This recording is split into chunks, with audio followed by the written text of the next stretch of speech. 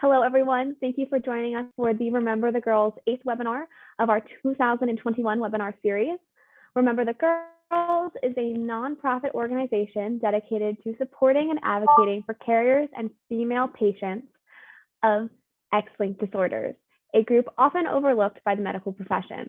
My name is Andrea. I am a content creator for the Remember the Girls and a future genetic counselor, and I will be the moderator for today's event. The topic of today's webinar is advocating for yourself and your child, which is so important in the X-linked and rare disease communities. So often, doctors do not know about a single rare disease, and in the case of X-linked diseases, how women may be affected. Because of this, the women in our community have to stand up and use their voices to get the best care for themselves and their children. Before we get started, I would just like to thank the sponsors for our 2021 webinar series, and those are Horizon Therapeutics, Bluebird Bio, Ultragenyx Pharmaceuticals, and Stefano Genzyme. This webinar will be recorded and added to our YouTube channel at a later date, so just look out for that. If you have any questions for our speakers, you can put those in the chat or in the Q&A function. Today, I would like to introduce our panelists. We have Jessica, Jamie, Tammy, and Christy, all of which are members of the Remember the Girls group and females impacted by X-linked diseases. So I'm going to go ahead and let each of them introduce themselves, and then we will jump into questions. Tammy, would you like to go ahead and introduce yourself? My name is Tammy Jones. I live in Arkansas. I am the ambassador, the volunteer ambassador for the National Organization for Rare Disorders in Arkansas. I am a caretaker for von Willebrand's, diabetes 1 and 2. My husband has hypoventilation syndrome, which has to do with the lungs. I actually became an advocate because when we were diagnosed 20 years ago with a bleeding disorder, I felt guilty. Not that I could help it, but that's how I felt because I had passed this to my children and my grandchildren and my great-grandchildren. So out of that, in that very black hole, I dug out with advocacy. And that's how I became an advocate. And I love advocating. It's not always in my comfort zone, but when it's helping others, it's very important. Thank you so much, Tammy. Jessica, would you like to go next? Hi, I'm Jessica. I am a carrier of MECP2 duplication syndrome. Sorry, my son is here with me and is very loud, so and he has hiccups. So I started advocacy. I mean, before I had him, I've had a lot of my own medical issues that we couldn't really get diagnosed. And it wasn't until after getting his diagnosis that I kind of in a roundabout way got mine. So I kind of started to learn that way, but obviously when you have a child, there's this, part of your brain that gets triggered and you just go into mom mode. And I was advocating, since the day he was born, trying to figure out what was going on and get his diagnosis. So after getting his diagnosis, that's obviously continued not only just for myself, for him, but for the condition and as far as awareness in general for spreading awareness for MECP2 duplication syndrome. Thank you, Jessica. Jamie, would you like? Sure. Am I not? Okay, there we go. Hi, my name's Jamie Barlow. I live in Southern California. I started advocating very quickly. I'm an adoptee. I was lucky I got to meet my biological mother and my half sister. I only started looking for them because my son was so sick. He was no longer doing what 3-year-olds do, which is walking, talking, and being a little rambunctious. He had been sick for 18 months. And for about every 3 to 4 days, we were going into pediatrics because he was vomiting and diarrhea and all this wonderful stuff. November 3rd, 1999, when I got to meet my mother, I'd only been searching because my son was so sick. Anyway, I got to meet her and my half sister on the way back to the airport from where we were. My sister wrote out a very long word. It was called adrenoleukodystrophy. I've been a nurse for 30 years now, but back then I'd only been a nurse for 10 years. So I'd gone back to work and asked the head of pediatrics to run this test on my son. He refused to, even though I had just told him my story and what happened. And I went further down the line that week when I went to work. I was working in OBGYN and talked to the main person there, and he did do the test for me for myself as a carrier. Because of OBGYN, he could actually do that for me as a woman going to that department. So I started really advocating for my child in 1999. Now I'm advocating for myself and my daughter. And just like you, Tammy, the guilt that I had giving that to my kids. Very tough. But now because of my son and our diagnosis, I have a very healthy granddaughter that will never have to deal with this except for watching her grandma and her mom. Sorry, it's still really upsetting. And I lost my son in 2017 and not of adrenal leukodystrophy. Unfortunately, my son had a second genetic disorder that we didn't know about. He also had factor V latent. So he died of a blood clot very quickly and unexpected. So for the other mothers that are out there, you are not alone. There's a lot of us that can fight for you and help you with what you need. I've been there, done that. I understand it. I feel it. I know it. And that can be one of your greatest assets there is for the leukodystrophy or the adrenal leukodystrophy community. We're big, we're large, and it sucks. But I was blessed that I got to meet my mother. And on the genetic side of that family, it's rampant. There's only one child out of 3 generations that doesn't have it. So for us, it's very prominent. So thank you for allowing me to be here. I appreciate it. And I'll dry myself up. Thank you, Jamie, for sharing that story with us and being so open and vulnerable. I know that can be really challenging. Christy, I know you're adjusting to being back at home, but if you were ready for an introduction, I would love to have you introduce yourself. If not, I can introduce myself a little bit more. I'm good now. Sorry about that little transition. So my name is Christy, as you mentioned. I am 41 years old and I have OTC deficiency. I have it, well, obviously I've had it my whole life. I was diagnosed at 6 years old. So I actually don't remember a time not having it. I'm the only one in my family that was affected.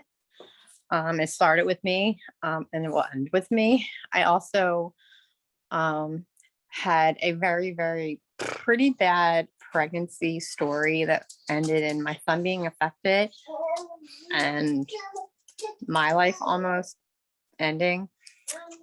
So after that time, it's quite interesting that I'm going after the lady that just spoke, because I decided that we would be adopting our baby. We were not going to be physically having a biological child. So that beautiful baby that you just saw me carrying in, I adopted her 2 years ago. Just about 2 years ago, actually September 13th will be 2 years to the day that I've met her. And there was a lot of emotional trauma that went into that decision. But now as an adoptive mom, it's interesting because I definitely can see all sides. Sorry, she's crazy. I could definitely see the benefits and the cons of all the different reproduction issues that kind of go along with all of these genetic disorders and X-linked disorders. And I'd be comfortable in elaborating more on my pregnancy stuff if anybody wants to hear about it. I mean, it's difficult to talk about, but it was not a positive experience, which I think people should be aware of, that it's not always fun and easy to be pregnant. And it doesn't always end well. Other than that, I live in Pennsylvania. I'm actively involved in a lot of advocacy groups, not just for OTC in particular, but advocacy groups in a general sense, for rare disease, for women, women's reproductive choices. So I'm kind of made that my life mission, regardless of what happens. I'm all over the place, always doing stuff. And those are my dogs. They're crazy. But that's my introduction. Awesome. Thank you so much, Christy, for sharing your story. And thank you all for your introductions. I am so excited for today's discussion, and we can go ahead and start asking some questions.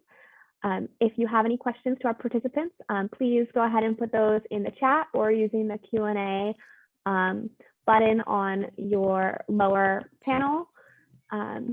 For now, I will just go ahead and start asking some questions that we have for you all. This is completely open. Whoever wants to start can go, and we will just kind of go from there. For our first question, what does self-advocacy mean to you? Okay, I'll go. I'm an advocate, right? Ultimately, what it means to me is having my voice heard, overcoming the fear that my voice is just not enough or it's not good enough. And I have definitely been in several situations as an advocate where I felt that. So it's just overcoming that fear and standing up for yourself and those friends, family, wherever they fit into your life. Because when you have a rare genetic disorder, it is really complicated. There's so many undiagnosed. I mean, for instance, I and three of my daughters and my grandson have VWD. There have been a lot of challenges in that bleeding disorder. And then, of course, finding out this last year that it is considered a rare. It just kind of fit right under my umbrella with NORD. But, you know, women have bleeds different from men. And I'll be honest with you, bleeding disorders in my mind is one big circle. It's just how we bleed, how much we bleed, what we treat with, and how often we treat. So we are all one big family. It should no longer be separated as hemophilia or VWD or clotting disorders. You know, we're all one family, and it's just a matter of how we handle that and the medication we use. So that's the biggest thing, is having our voice heard and knowing that it is important. Can I go ahead and go? Self-advocacy for me is learning how to speak up for yourself, making your own decisions about your life and your loved ones. It can be very difficult because the doctors sometimes just don't want to listen, or they refuse to do it because the likelihood of whatever happening is so rare. That's what I ran into over and over and over. For me, it's learning how to get the information that you need and understanding things that interest you and finding out who will support you in your journey. That is very important. Knowing your rights and responsibilities, learn how to problem solve, listen, and believe in yourself. You're worth it. Learn your rights, discuss your questions and concerns, be effective on the phone, put things in writing. When you go to the doctor with a new diagnosis, you'll usually go to genetics and then be referred out all over the place from there. The only questions for me, being a nurse and being in the medical field, the only stupid question is the one that's not asked. And doctors aren't always right. Doctors don't always remember your story. You may have to remind them constantly. They have another 300 patients beside you. They're not going to remember every aspect of your case. So it means it's very important to be, for me, it was, and still is for myself, Very important to ask these questions, request going to whatever doctors you have the issues with. For me, my own self-advocacy for myself, I have a total knee that needs to be replaced. I've had several falls that have injured me really badly. I needed to go back to the neurologist to get another assessment before the orthopedic surgeon will touch me.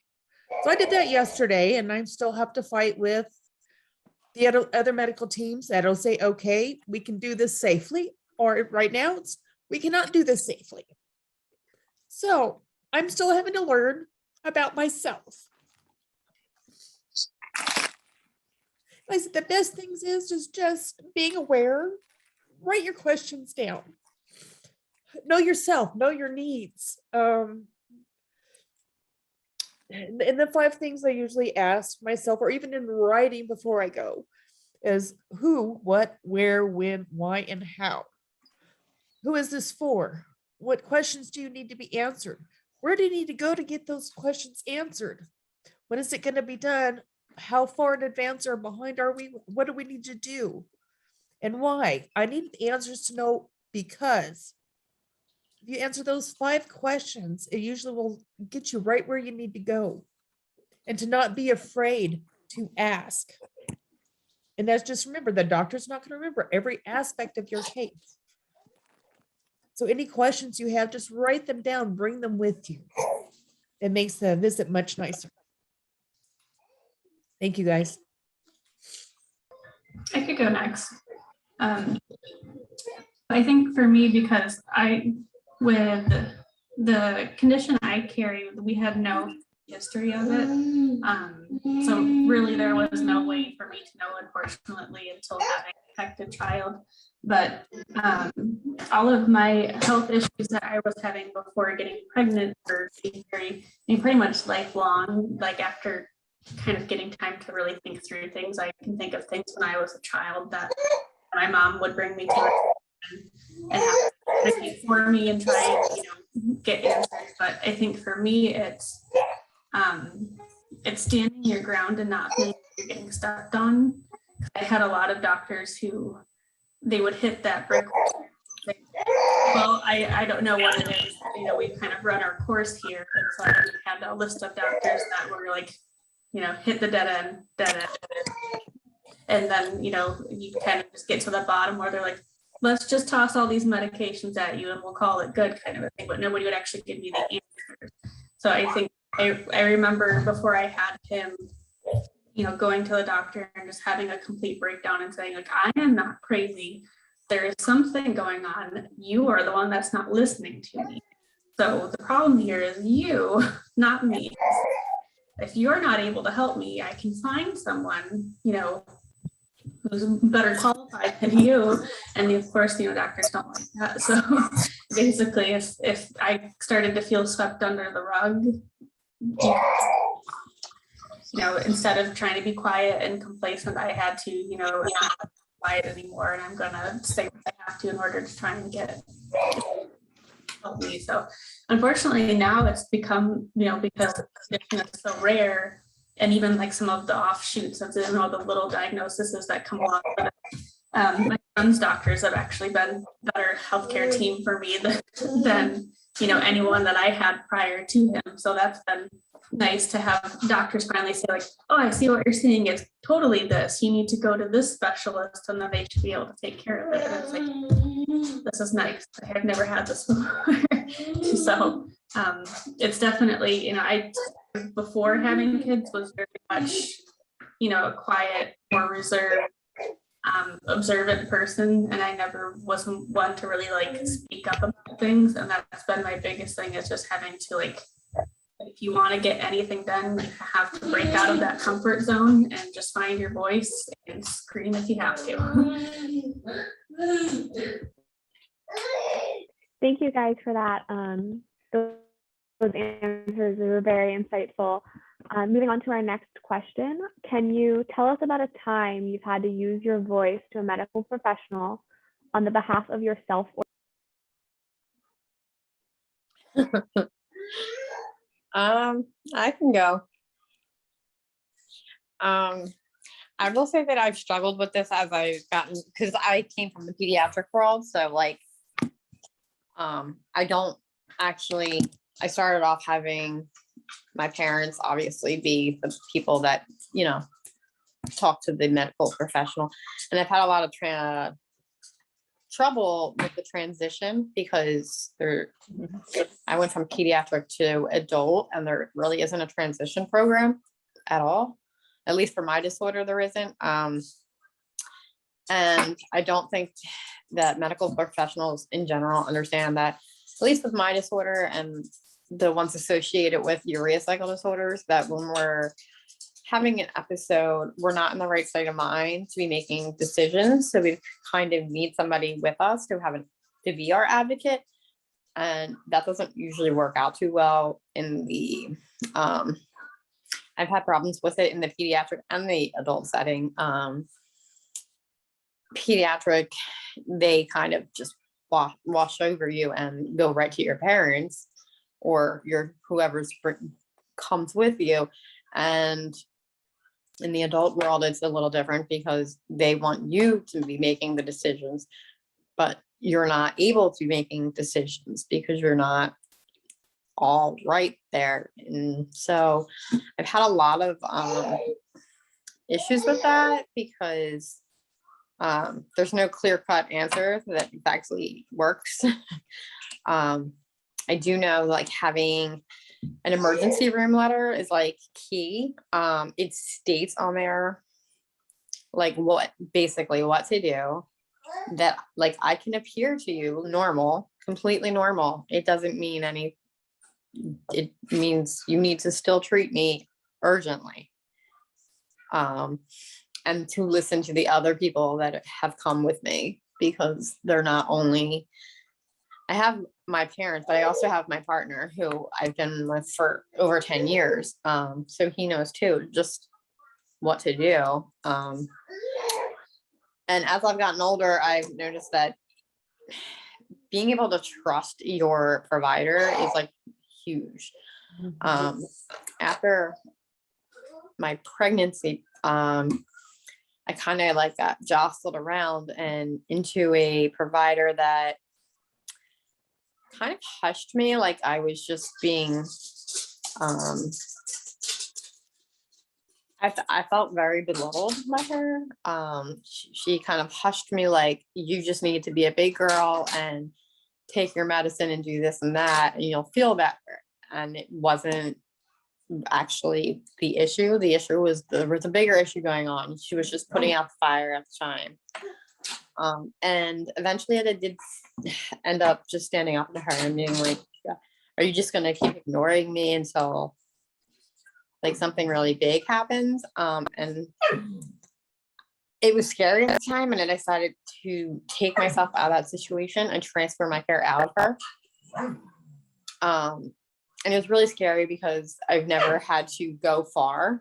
I've been lucky that I lived in the Philadelphia area. So there was always many places I could go. And this is the first time I had to go out of state to get a doctor that I could trust. And that's actually been the like, last 2 years of my life. And it's probably the best decision I ever made, although it was terrifying when it started.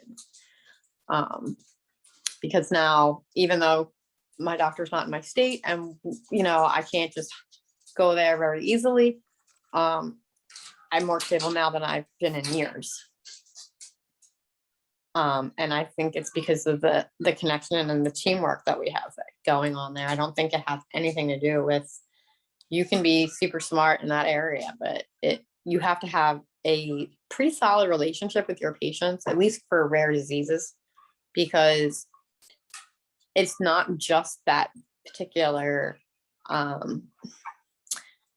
whatever it is at that time that makes you have an episode or be symptomatic. You need to know that person kind of in and out, like very intricately. It's usually a balancing act. And if you don't know your patient that well, then it's very hard to treat them if you only see them once a year. And I'm lucky in that aspect that I have a doctor that superbly cares about me. And doesn't just care about me once every 6 months. She's checking in all the time. And I feel like that makes or breaks, like, really, I have to trust her. If I don't trust her or have confidence in her, I don't feel like any of us are going to benefit from it. So I always tell people, I'm like, don't be afraid to, that's what their job is. They work for you. It's not the other way around. So don't be afraid to ask questions. Don't be afraid to get another opinion. I mean, this is people's lives that you're dealing with, not, a bumper on a car that can be replaced. So that's kind of my like spiel on. I could go next. I think for me, the advocacy really didn't like hit hard until after my son was born. And it was probably when he was a couple months old that we realized that there was something going on. He was already kind of falling behind with some of the milestones, and that became more and more apparent as he got a little older. And he was having some recurrent GI issues. And so a lot of the things just kind of got swept away, and, he'll grow out of it, or give him a chance and he'll catch up. And so everything kind of getting pushed off. So it was actually really difficult to get his diagnosis because we kept getting that, oh, just wait,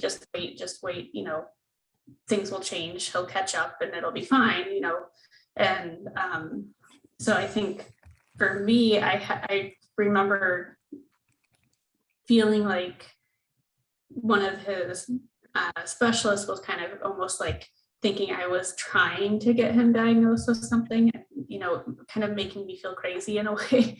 And I had to flat out tell them, I want you to prove me wrong. I want you to tell me that there is nothing wrong with him, but you have to prove it to me. So how can we have that happen? And so thankfully, after, connecting with some different doctors, I was able to get to some that were able to actually like see and understand what we were, trying to relay to the other doctors. But it was just, he didn't get his diagnosis until he was almost 1.5 years old. And so it was that whole time frame of, struggling. And it was like, after we got it, all those doctors go, oh yeah, that does make a whole lot of sense. And it's like, basically screaming at you this entire time. So it's difficult that you have to kind of put your pride aside and I didn't think with so many doctors I would have to say I'm not crazy and try to come up with like proof to present to someone. But it was that if we're hitting a brick wall with this doctor, okay, I'm going to go to this other one then. I'm not going to stop and wait like you're asking me to. I'm going to find the right one who's going to be able to help us. And that was an exhausting thing to deal with, especially when I'm a first-time mom. I really don't have anything else to compare this to. Everybody else who's had kids before me is saying, well, I didn't have those issues with my child. You're doing wrong. It was a lot of, uncertainty because you didn't have anybody necessarily that could help with it.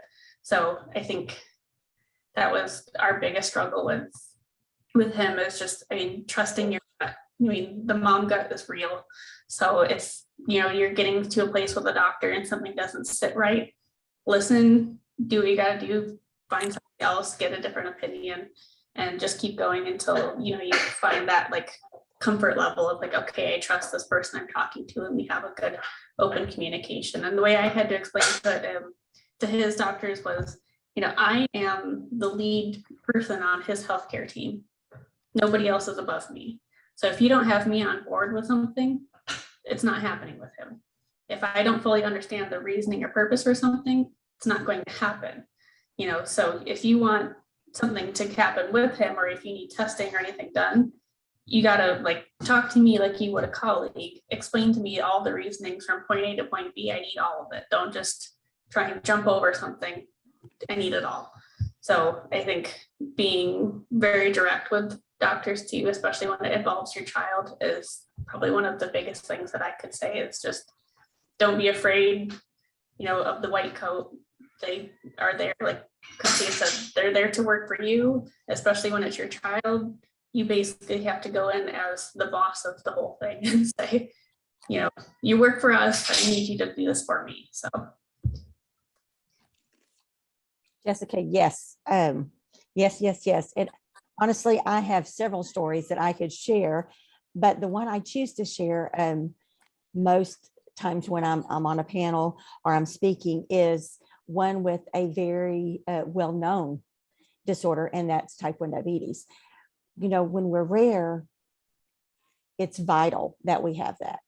But what I've also learned is when you see a disorder that everybody pretty much has heard of, you know, diabetes, and people are terrified of it, first of all, because they don't understand it. And so that has really fit a lot into my rare advocacy work, because if they don't know the simple, which nothing about an illness is simple, so please take that word not lightly. The challenges that my granddaughter has. She was diagnosed at the age of 6. She is now 13, almost 14. And I'm just going to tell you, it's been a roller coaster ride. So just as you hear me share about this ER story, I want you to think about the challenges that we in the rare community have over something that doctors aren't aware of. So a few years back, she had to go to the ER. She has one of the most amazing doctors, I'm just going to say, that I have ever met in my entire life. We text. If she gets sick, then I start texting him. He starts giving me instructions. I mean, how many doctors do you have that you know you can do that to? So, and it's amazing because he knows his patients, thousands of patients. He knows his patients.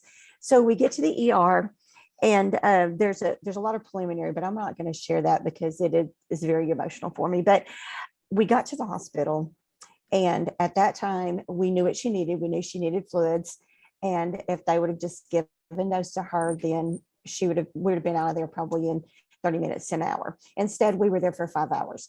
So the story goes is that I came in, they came in, drew blood work, you know, everything that they normally do. This whole time I'm following her doctor's instruction, which is also, he works for the same hospital that we were in Northwest Arkansas. So, you know, you would think that there's a little more togetherness there, not in this case. So when they came in and did that, I said, you know what, this is her doctor's number. If you guys would like to call him, then he can probably, you know, tell you maybe what she needs, or he can probably guide you, knowing her as his patient for so long. So the doctor was very full of himself and said pretty much, no, thank you. And so I'm like, okay, fine. So I'm giving her shots to try to get her blood sugar down. And she's laying there getting sicker and sicker in the bed.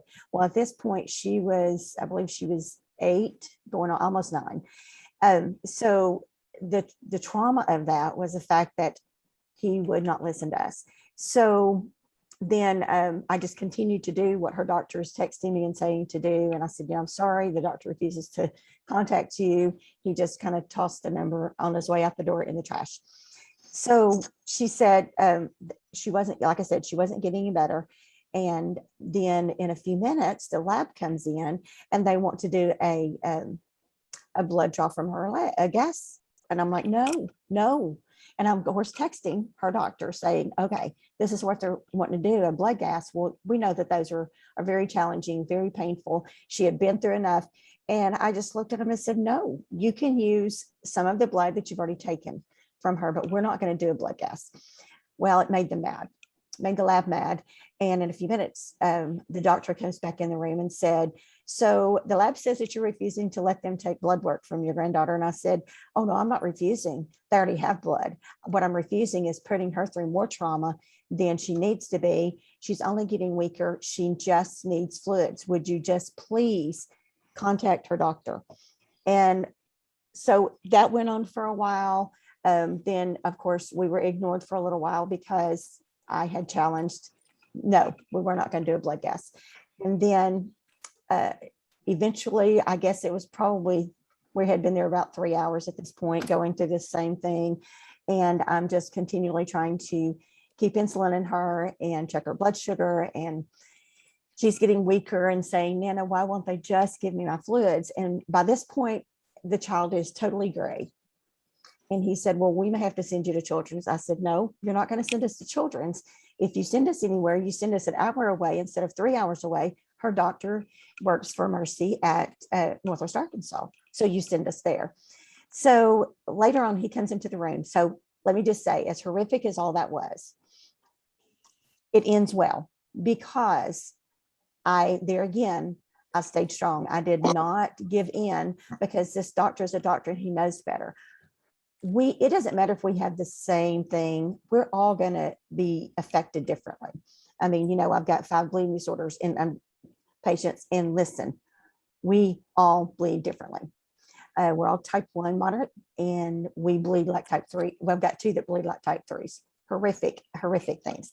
So finally, the doctor comes up in very frustrated and disgusted and said, well, just give me that doctor's name again. And so I gave him the number and the name and the phone number again. He did go in and call her doctor. And immediately they came in and started her on fluids. Well, she ended up having to go through 2 full bags of IV fluids to stop the ketones and the dehydration and all that could have been conquered had he just been willing to listen. But he did come in and say, would you mind giving me that number one more time? I was just very impressed at how well her doctor knew her. He said, I just said her first name and he knew exactly what she needed. And so that was a lesson, first of all, an advocacy for me to know, do not fear, do not be afraid to speak up. It was also an advocacy for the doctor to say, hey, wait a minute, maybe I need to stop next time and actually listen to my patient so that we don't have this happen again. So there again, we are challenged with bleeding disorders, all kinds of rare Ehlers-Danlos, I mean, and adrenal insufficiency. I work with Danny Sosa a lot with that because she works a lot with that. So I'm just saying that we can't be afraid. Advocate. Just as Jessica said, our doctors don't know everything. And I think and they see us maybe once or twice a year.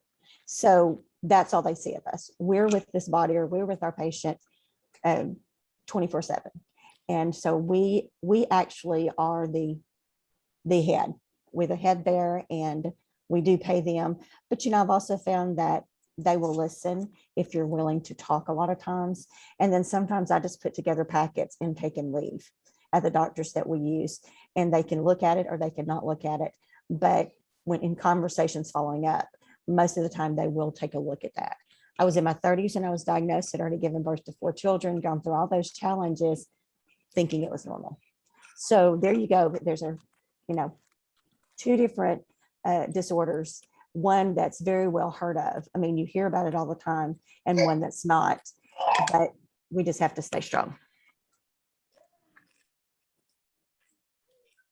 Okay, if I can go next, where I've had to advocate for myself and my family started from day one. For 18 months prior to my son Bradley being diagnosed, after I met my mother, every 2 or 3 days, like I said, we were in the emergency room or pediatrics with the problems. After I met my mom, I had to advocate for myself and my son for one of the doctors just to run a test to see if we had it or not. Of course, then I'm a carrier, so I wanted both my kids tested. Fine. Then we got into genetics for my son. Everything there was all put into perspective for him, but nothing for my daughter or myself, because carriers don't have any issues, according to them. Now they all know that we do have issues, so things are going in a better direction. Unfortunately, with my healthcare, all the metabolics doctors that were there from when my son was diagnosed in 1999, they've all retired, including the neurologist, the endocrinologist, they've all retired. So I now have all new doctors. The new metabolics doctor that will send us to the other doctors to get treatment, still in his head say, my neuropathy has nothing to do with the adrenal leukodystrophy. It's something else, go somewhere else. I'm going, really? So anyway, I asked my other doctors to refer me to another genetic specialist. They could give me some answers. So just for myself and my son and my daughter, having to really speak up and go further, because even when my son was alive, he had a pediatric neurologist. That neurologist agreed to see me and treat me only because she had experience with the disease. And now she's retired. And there's not another neurologist in Southern California under that healthcare that has any experience with ALD. So every day I'm still fighting for anything and everything that we need. And it has been, it was easier when all the metabolics people were there for years, but now they've all retired. It feels like I'm on the very first step again. So even though we had all this stuff going for us, now that everybody's retired, it's like I'm having to really speak up and really not even demand, request persistently. So yes, I'm demanding, in a constant fight for something that we need. And it's very frustrating. I'm very grateful that Germany is doing that study for X-linked carriers for adrenoleukodystrophy. I think it's absolutely wonderful because we do have issues. I can't say all of us do. I know I do.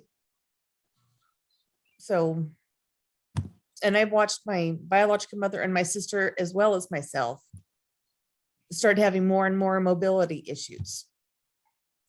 So, like I said, for me, I went to another neurologist yesterday who has experience in,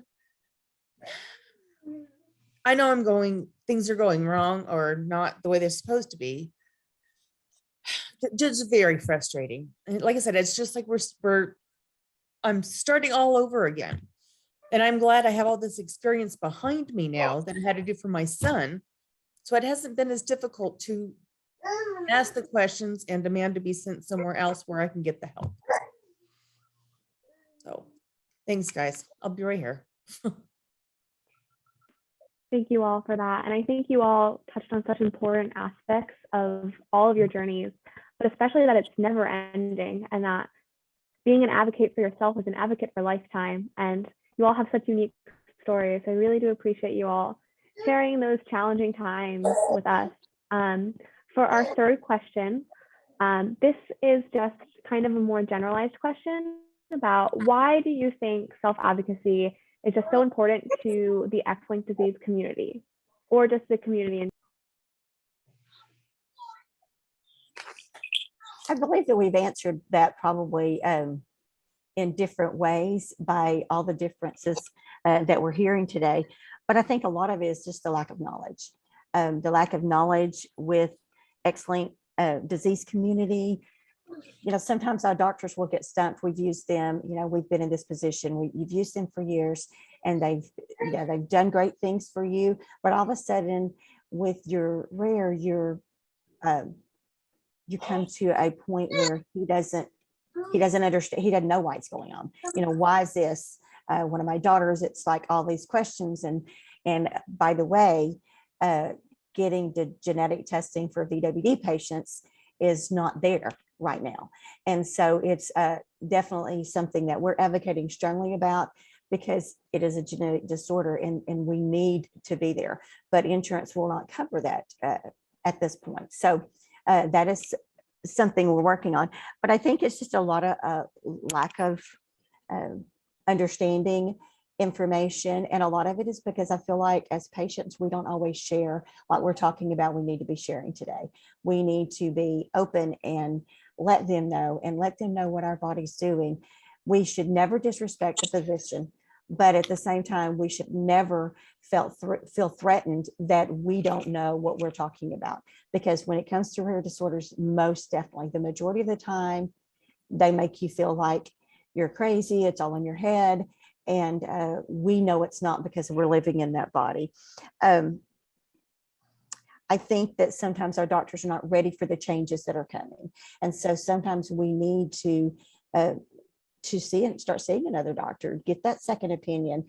Not that the doctor is not a good doctor, just that we've got, now you need new eyes. You need new eyes on your case and that have actually studied and are keeping up with the new changes that are happening. And there are so many great things happening in the gene therapy right now. So I think it's just, even if we love our doctor and they are stumped, it's okay to look for another doctor. It doesn't mean that that doctor's bad. He's not done a lot of right things, but I think that sometimes they get stumped and they don't really have an answer. And so that's when we start feeling like, when we can't recognize that, that's when we start feeling like, okay, so you've taken care of me all these years. I mean, in our case, it was 20 years worth. And so when I with some really strong challenges met. So I think it's just a lot of misunderstanding, lack of communication and new knowledge. Because, you know, doctors that have been doing this for 30 years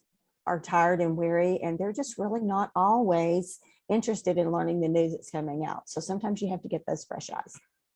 For self-advocacy, the importance for me is it helps decide what you need for possible for the experts and expectations that you can have.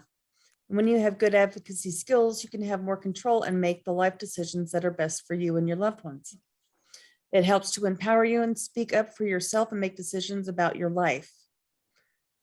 If you can't advocate for yourself, things just really aren't going to be the same, because it's not always the doctor's just right. Listen to what the doctor has to say.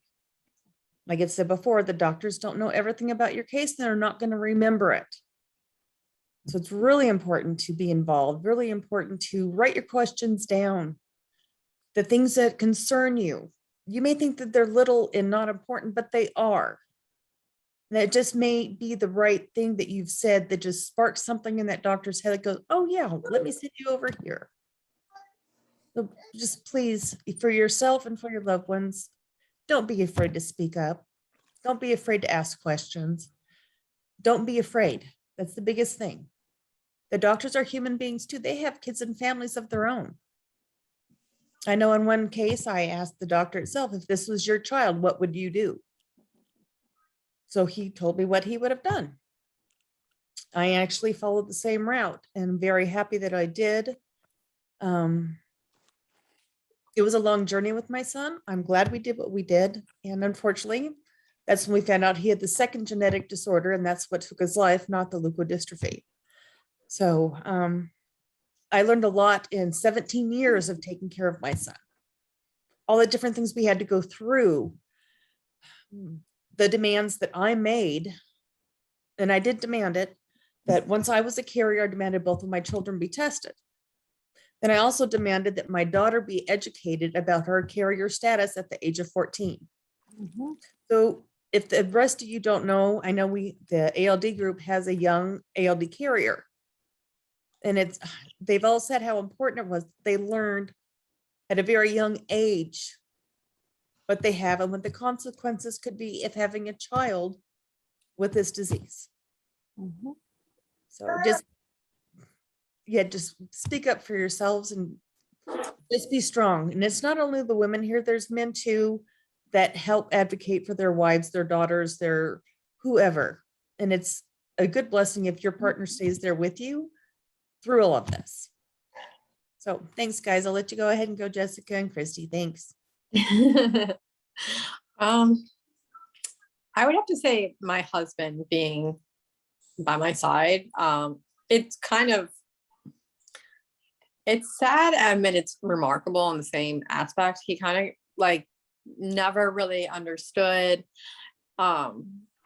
exactly how bad I guess my disorder could look, because most of the time I appear pretty normal and things are kind of calm. And so obviously pregnancy was like a terrible, terrible experience for me. And this is really what spoke to me and what made me become even more of an advocate.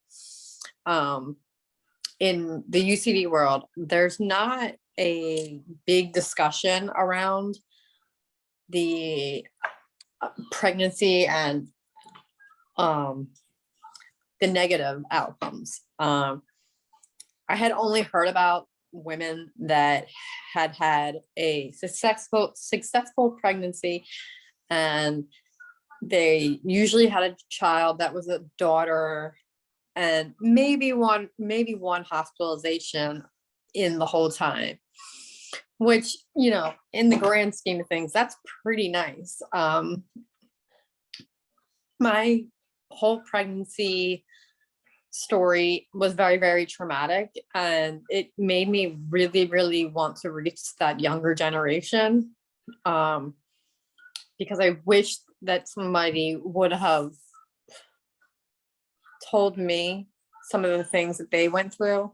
I was literally hospitalized from the 9th week of pregnancy until the 23rd week of pregnancy when I delivered and my son passed ultimately. He was completely affected.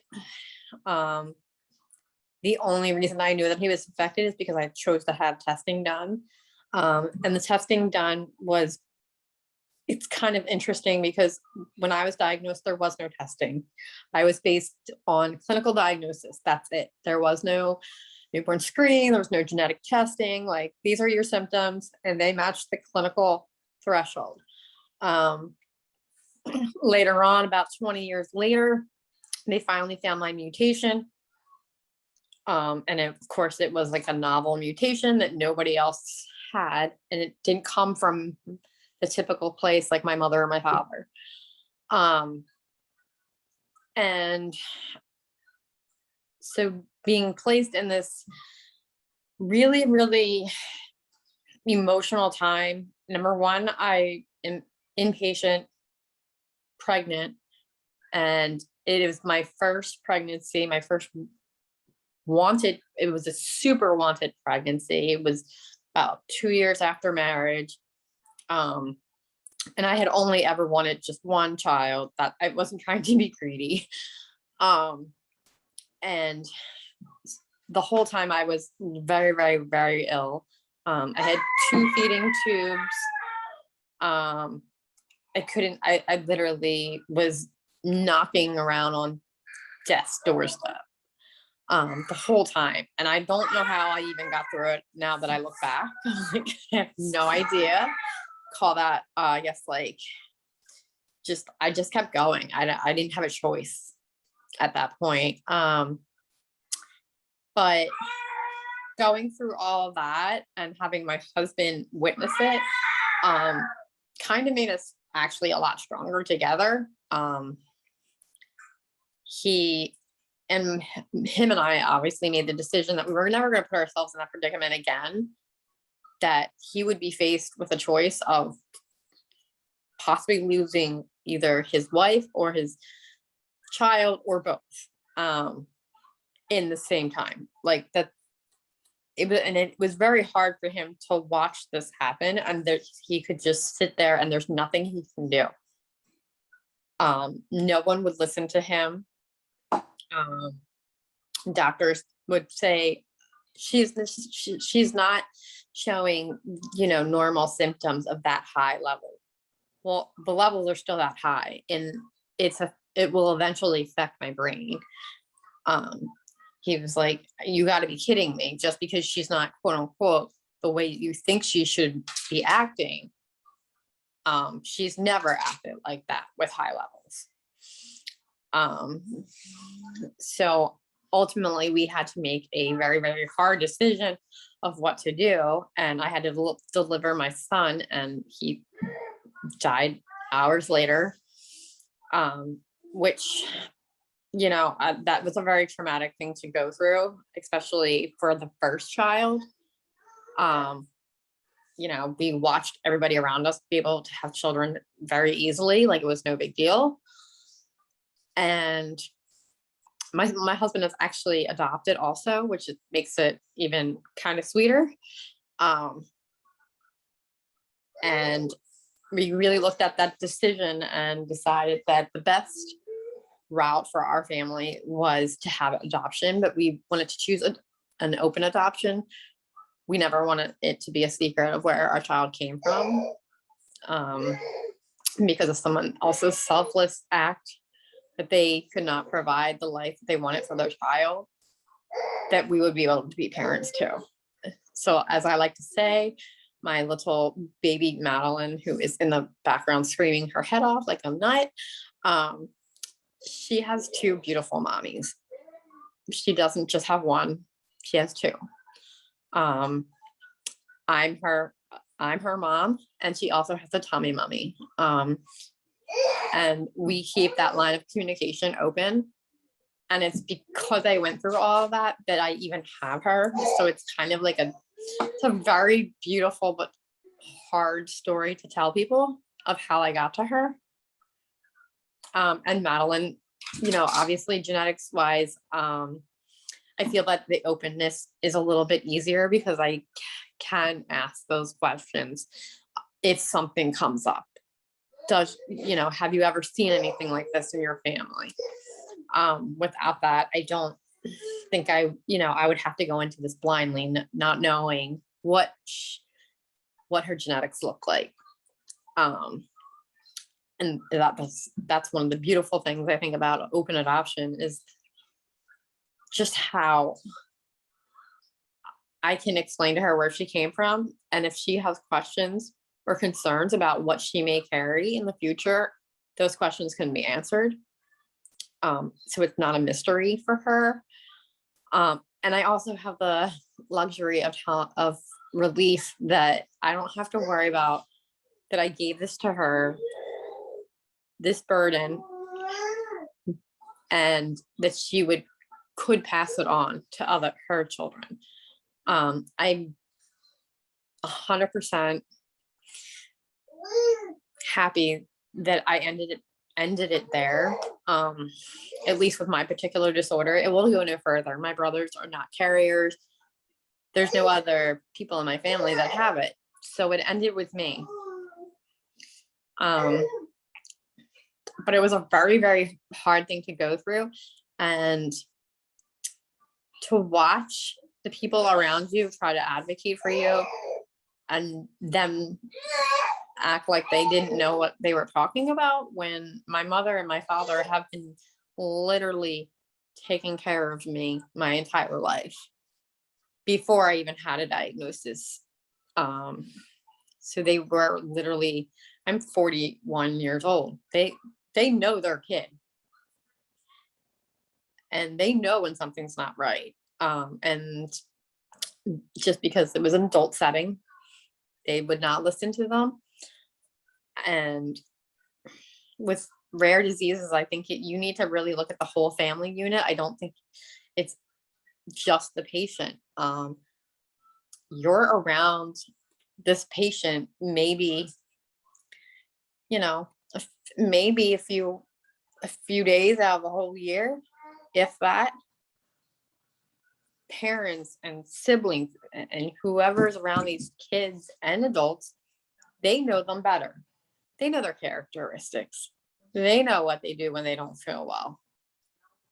And to just dismiss them, I feel like it's like not only a slap in the face to the patient, but it's very risky. I feel like very, very, very risky that you're going to have somebody that just dismisses you, and somebody's going to suffer as a gesture from that because they listened and didn't go with their gut. I'm pretty stubborn in that I've always had a solid foundation. As a kid, I remember medical students coming in and asking me to explain to them what my disorder was, and that I was the expert, and they wanted to learn from the expert themselves. And I still stand true to that. I will tell you, I know this better than anybody else because I've been dealing with it for 40 years, not treating it for 40 years. I've lived with it for 40 years, and it's a totally different ballgame. I'm not afraid to question a doctor, which sometimes people think that gets me in trouble. It's hard because a lot of doctors are around the same age now of me. And so I can understand where they might be a little threatened, but if it were them, would you just sit down and listen and never question anything? I mean, that to me, it's just like, I don't know. I feel like some of the doctors now have a very, very different approach to at least to the X-linked and rare disease community. they don't want to get too personal, I feel. And I feel like you have to be personal, and if you're going to get involved with these disorders. Thank you guys so much for those answers. It is 3:06, so we are going to go ahead and wrap things up. Thank you guys so much for attending, and to our speakers for joining us. This webinar has been recorded and will be posted on our website at a later day if you would ever like to watch it again or share it. But thank you all so much, and I hope you have a great rest of your day. Thanks. Thank you. Thank you. Thank you so much for having me. Of course. Bye, guys.